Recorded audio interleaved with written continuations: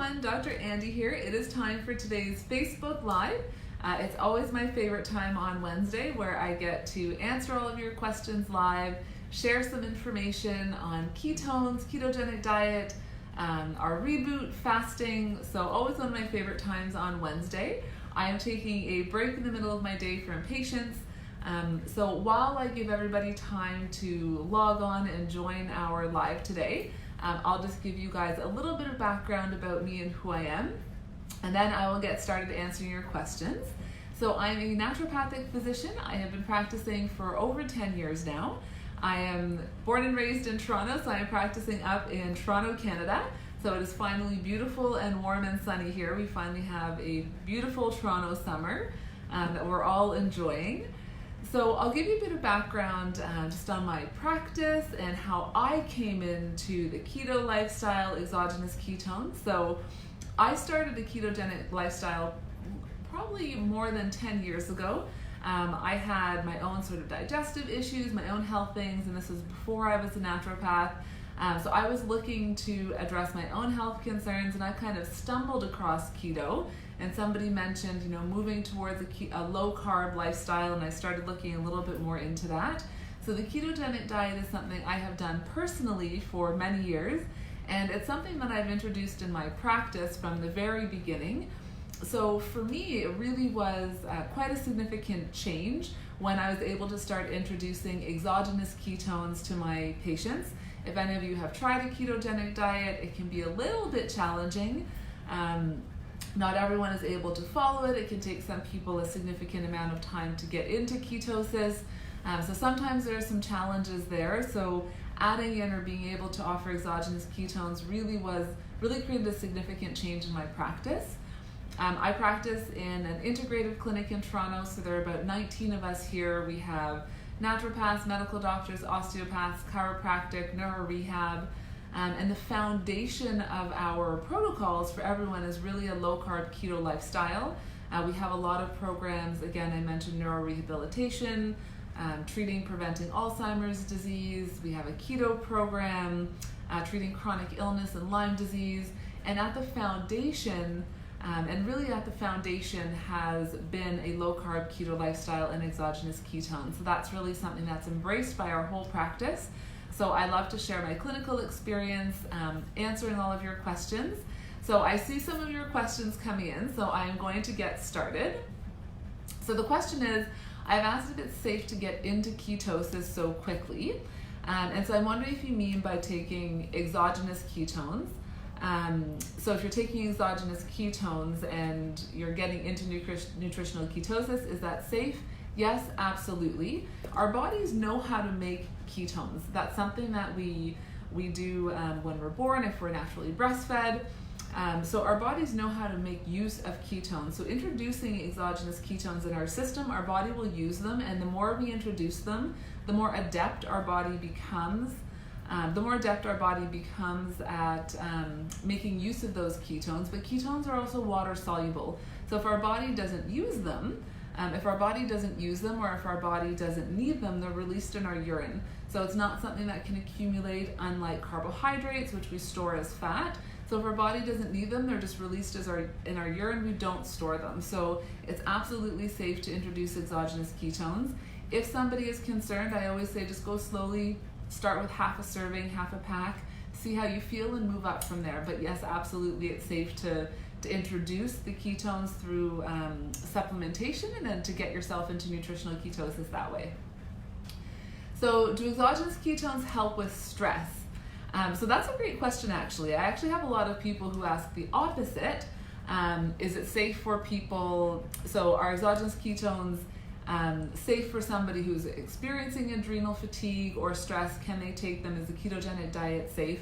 So we've had some really interesting research looking at what we call our HPA axis, which is the axis that connects the brain to the adrenal glands.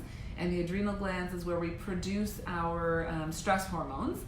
And so they've done some interesting research looking at the role that exogenous ketones have on that HPA axis. And they've actually shown beneficial impact on that HPA axis, which is what's related to stress. When we're stressed, we stimulate the adrenal glands to produce cortisol. So we've seen benefit when it comes to that HPA axis, but what they've also shown is the impact on our nervous system. So when we're stressed or anxious, our bodies are in sort of fight and flight mode. So we're in our sympathetic state. That's our sympathetic nervous system. We want to transition into parasympathetic. That's our calm, relaxing nervous system. So often people, for example, who can't sleep, their brain is racing, they're stressed, it's because they're kicking on that sympathetic nervous system. And what they've actually shown is that beta-hydroxybutyrate can assist in transitioning our body or triggering that parasympathetic nervous system. So it has that it interacts or engages that calming nervous system. So it helps to move us out of that sympathetic or stressed state and put us back into the parasympathetic state, which is where we need to be, because when we are in stress mode, all of our other body functions turn off, our endocrine system shut off, our immune system, our reproductive organs, our digestive system, all of those things shut off as our body deals with this stressor or this perceived stress. So we need to turn that parasympathetic system back on so all of the other systems can function adequately. So we've shown that BHB can actually encourage us to shift into that parasympathetic calm state. So yes, there could be a role when it comes to stress management and ketones and exogenous ketones. So information regarding type 1 diabetics and ketones. So interestingly, there's some really great research that was presented at one of the last conferences on this as well. Type 1 diabetics they do have to be cautious when they take exogenous ketones. I always tell people, if you are a diabetic, you absolutely have to be a controlled diabetic. You have to manage or monitor your blood ketone levels as diligently as you monitor your blood glucose levels, and you need to be very diligent with your insulin. So if you are a controlled diabetic, then yes, there are ways to introduce that. And interestingly, the research that was presented at our last conference showed that type 1 diabetics, when it comes to a dietary standpoint, really struggle to actually move into nutritional ketosis.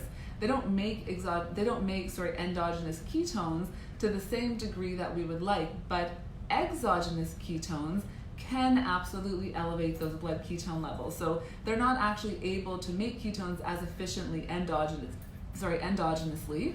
And again, we know that we want to improve insulin sensitivity. So if you do have diabetes, that is the one instance where you do have to be cautious. If you're taking ketones, you have to measure.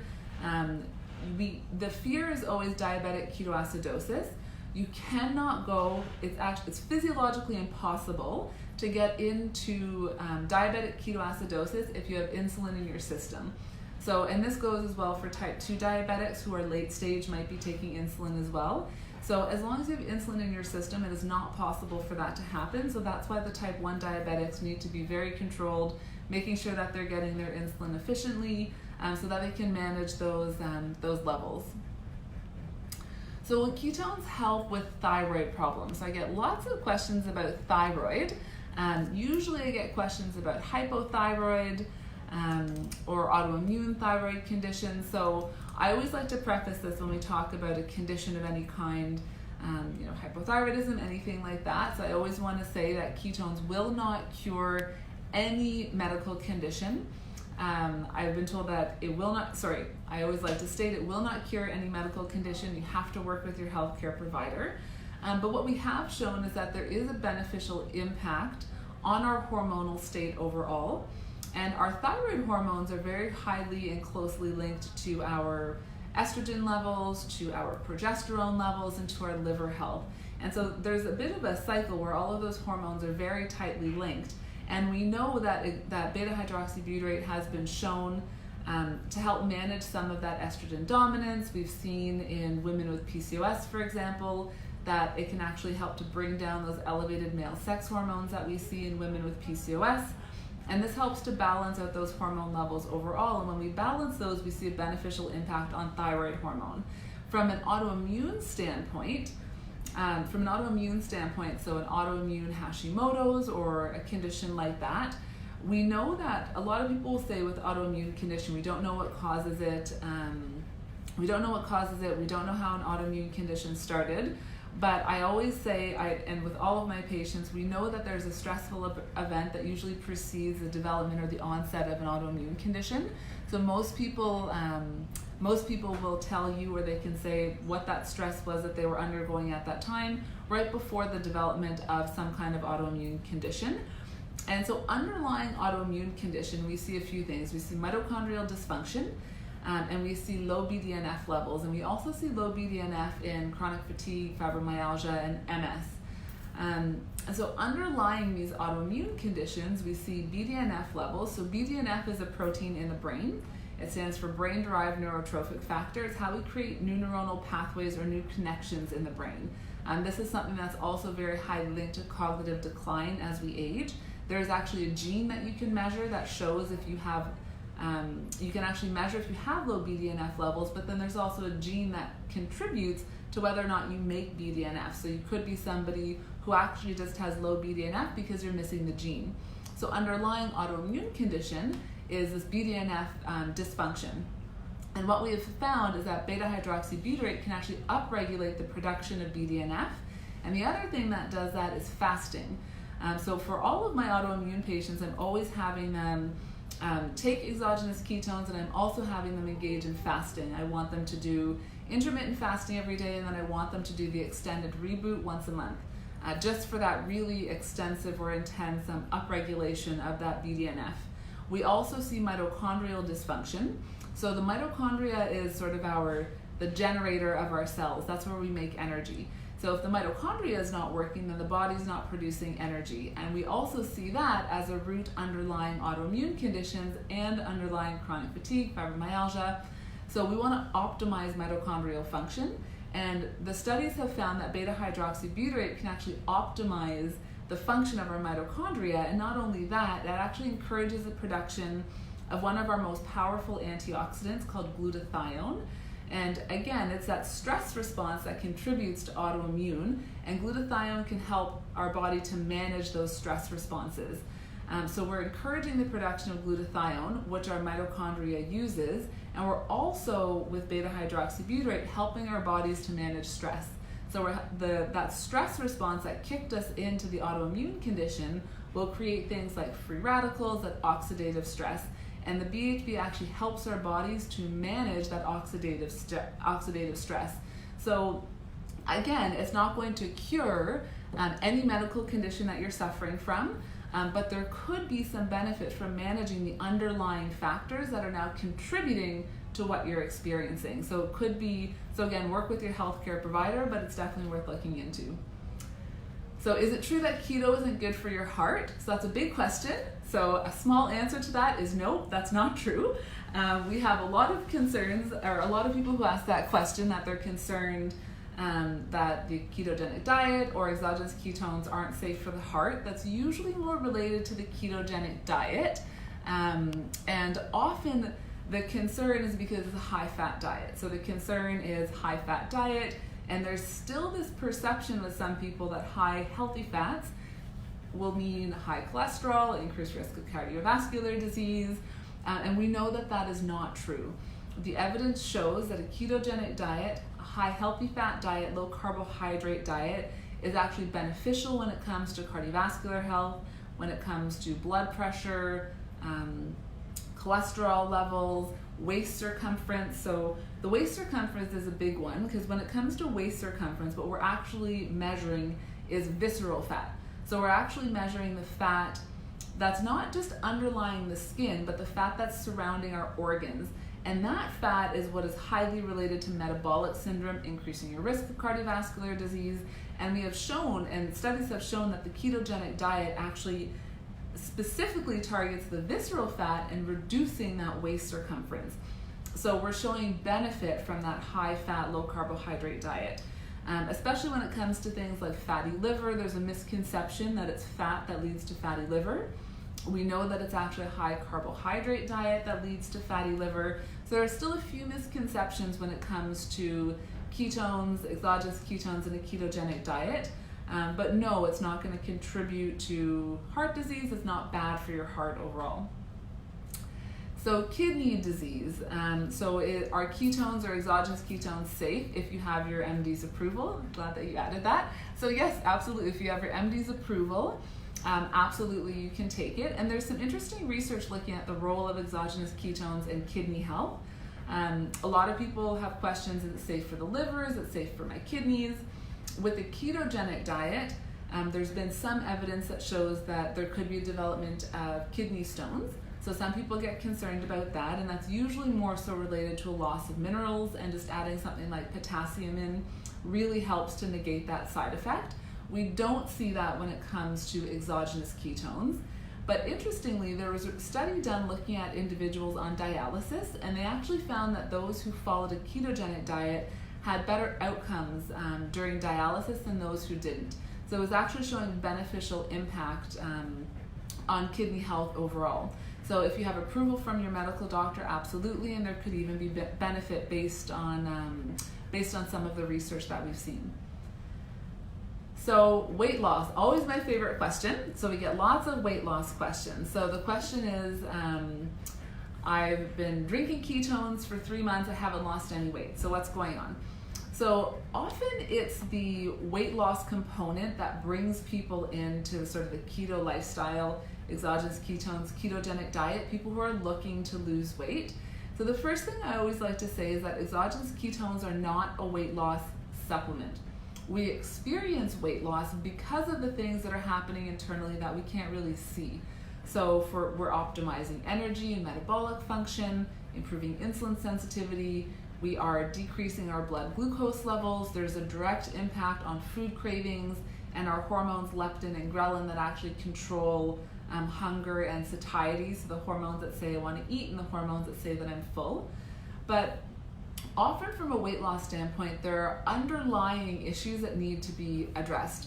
So people will say, well, I'm drinking my ketones, so-and-so lost 20 pounds in the first month, I haven't lost anything. And if that's the case, you really have to look at a few different things in your lifestyle, because ketones will not treat other imbalances that haven't been addressed. So if you have hormonal imbalance, if you have inflammation, gut dysfunction, if you have thyroid issues, and you mentioned your thyroid function as well.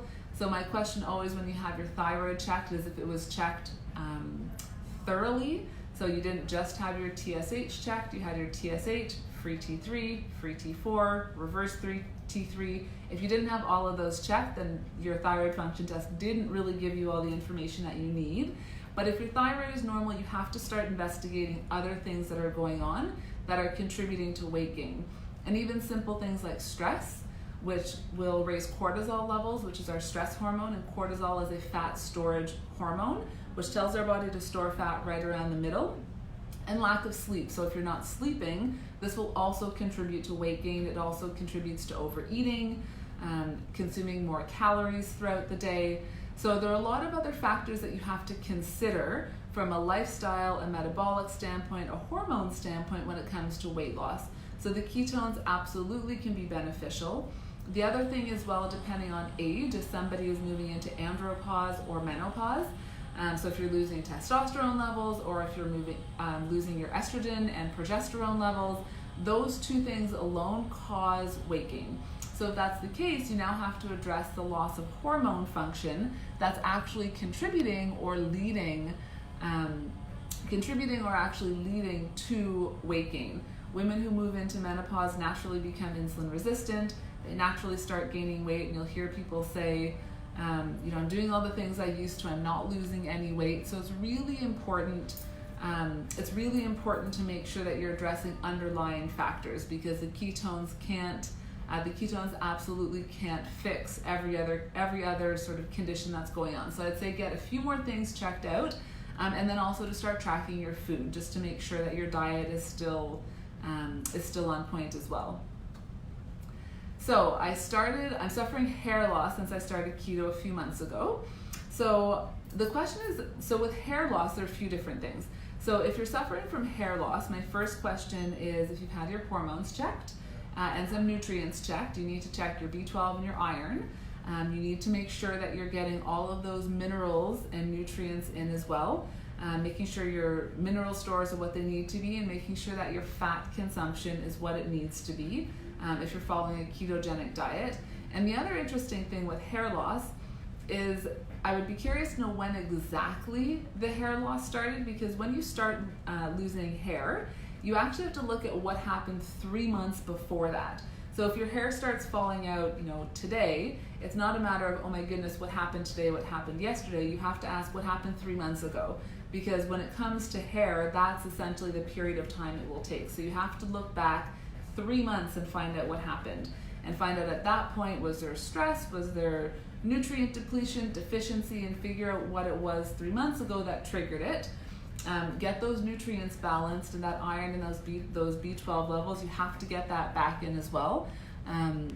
Because those are things that can absolutely contribute to hair loss. Also, if you're losing estrogen or progesterone levels, that will also contribute to hair loss. So you have to make sure you're balancing the nutrients that can contribute to that condition, and then find out again what happened 3 months ago that might have triggered it. The hair loss will probably stop and then take a few months to get back on track once you figure out what the trigger was.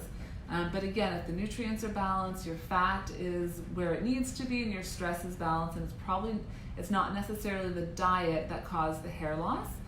So I would just take a bit more of an in-depth look at the diet and then some of your other nutrients as well, just to make sure all of those are where they need to be. So stomach aches. So stomach aches either, I'm assuming that's while taking exogenous ketones. So we have had some people who experience some stomach aches while taking ketones, and it's more of just an adaptation phase. And what people might note is some people might say it's a bit of nausea, or they might get some diarrhea. And so usually what I recommend in that instance is to cut your serving back. So instead of a full pack, maybe take a half pack. Instead of a half pack, take a quarter pack. Whatever that might be, just sort of reduce your dose until you can tolerate it a little bit more. If you're still finding some gut disruption, then take it with a little bit of food. I usually encourage people to take it on empty stomach. If that doesn't work for you, take it with a little bit of food. My preference is a higher fat meal, maybe some eggs or some avocado, something like that, and see if that helps just coat your stomach a little bit. And then if the other gut issues, some people will experience a bit of constipation, then that comes back to that mineral, to the mineral deficiency that I was talking about. So exogenous ketones in the ketogenic diet can act as a bit of a diuretic, so we lose some of those essential minerals. Magnesium being a really key one as well, and magnesium deficiency is linked to constipation, and most people are magnesium deficient, and then if you lose a few more of those minerals, we can experience that a little bit more. So I do often say that the ketogenic diet or exogenous ketones kind of show us where your deficiencies were if they weren't measured. And the same comes also if somebody experiences headaches, for example, when they take exogenous ketones or when they switch to a ketogenic diet. It's often, again, just those minerals that they need to get back in, and just to get some of that magnesium in before bed. Usually 250 to 400 milligrams a night before bed is all you need. So questions about lupus. So I talked a little bit earlier about some autoimmune conditions, so just sort of rewind a little bit, and I touch on that as well. So I talk about some of the underlying conditions with autoimmune, looking at things like BDNF, looking at things like mitochondrial function, and all of those things will contribute. Somebody mentioning minerals like potassium helped with the hair loss, so yes, exactly, making sure you're getting all those minerals in. When I start my patients on a ketogenic diet or exogenous ketones, I give them supplements right off the bat, and then I don't usually see, some people will talk about a keto rash or things like that, and I don't generally see those things in practice. So get your electrolytes in, take your Mitoplex and put it right into your ketones, and you can drink them together. So I often recommend that. But if you're getting your nutrients, if you're getting your electrolytes, your B vitamins, your magnesium, a lot of those things really sort of sort themselves out and fix themselves. So lots of autoimmune questions. So again, lots of autoimmune questions, so just rewind a little bit. So can the keto diet induce or aggravate diabetes? So no, it can't induce diabetes if we're talking about, well, either type 1 or type 2. But type 2 diabetes is due to excess sugar consumption in your diet. So following a ketogenic diet will not cause diabetes at all, because it's a very low carbohydrate diet. And in terms of aggravating diabetes, no, that's not the case either. It's actually beneficial For again, those type 2 diabetics, for those suffering from diabetes, a low carbohydrate diet is absolutely what they should be following. But if they're on medication, they have to work with their healthcare provider because they need to be balancing that medication. So if their blood sugar levels drop, they just need to make sure that they're making the appropriate adjustments while they take a lot of those carbohydrates out of their diet. So, but no, absolutely will not cause diabetes. Lots of diabetes questions. So again, I talked about that a little bit earlier, type 1 and type 2, so you can rewind a little bit and you'll get some answers to that. So actually, questions about the reboot, any prep beforehand? So yes, I absolutely recommend prep before the reboot, especially if you're doing your first one. If you've never engaged in extended fasting, if you've never engaged in extended fasting and you've never done intermittent fasting, that's absolutely what I encourage people to do prior to the reboot. So you still have a good period of time, so I encourage people to start engaging in intermittent fasting. So what I have my patients do as a general rule anyway is intermittent fasting about 5 days a week. So that's a 16-hour fast from dinner until your first meal the next day.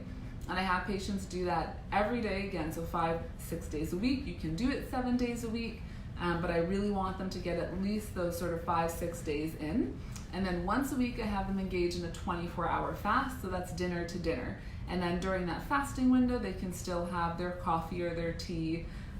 Ketones I allow in that fasting window as well.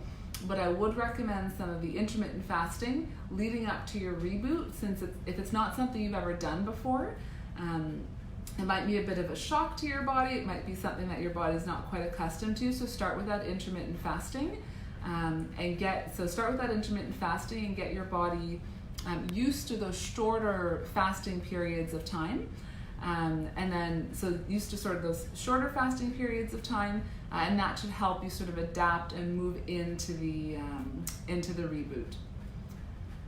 So lots of fasting questions. So yes, I absolutely recommend intermittent fasting. That's something that I recommend for all of my patients. And some questions about fatty liver, I talked about a little bit earlier as well. So somebody's asking, what is the reboot? So the reboot is sort of an extended period of intermittent fasting. You purchase your kit and it's a 60-hour fast where you're not consuming sort of hard solid foods, but you're consuming ketones, you're consuming different teas and supplements to really support your body. And in that period of time, what we're trying to do is really optimize a function called autophagy. So autophagy is where our body clears out old dead cells, allowing for new cells to regenerate. And the only time our body will do that is in the absence of insulin, which means we can't have consumed carbohydrates. When we consume a carbohydrate, our body will spike insulin to get that sugar out of your blood. Insulin will inhibit the process of autophagy, and we need to have been fasting for at least 14 hours for autophagy to start to kick in. So most people aren't even allowing their body to move into autophagy because they eat dinner late, then they go and they have breakfast early when they wake up. So autophagy isn't happening.